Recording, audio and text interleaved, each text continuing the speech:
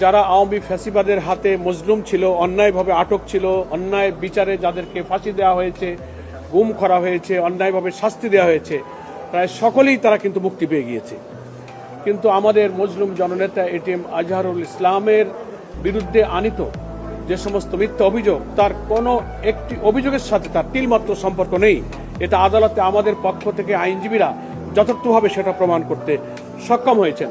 তারপরে ওই 8 মাস পর্যন্ত তার এই মামলার যে কোনো ব্যাখ্যাই আইনজীবীরা দিতে পারেন, কোর্টের কাছে একটা ব্যাখ্যা থাকতে পারে, কিন্তু সময়টা যে 8 মাস পার হয়েছে, সারা দেশের লক্ষ কোটি আমাদের নেতা কর্মী শুভাকাঙ্ক্ষী যারা ন্যায় বিচারের প্রত্যাশায় দিন গুনছেন, তারা ব্যথিত। আমরা হতাশ নই এই কারণে যে আদালতের কাছে আমরা সুবিচারের জন্য ধৈর্য ধারণ করছি। আমরা আশা করি আদালত আমাদের প্রতি সুবিচার করবেন।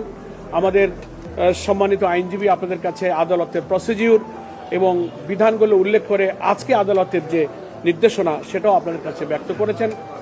আমরা ধৈর্য ধরব, আদালতের নিয়মের প্রতি আমরা শ্রদ্ধাশীল, কিন্তু আমরা আশা করব যে পাবলিক যে পারসেপশন এবং তিনি যে মজলুম এবং সকলেই মুক্তি পেলেন, একটা লোক মুক্তি পেলেন না, এ জবাব, এ দায় শুধু আমাদের নয়, এদেশের জনগণের, সরকারের, প্রশাসনের। আর জুডিশিয়ারিতে যারা আছেন তারাও মানুষ, তাদেরও বিবেক আছে। সেদিকেই আমরা একটি রাজনৈতিক দল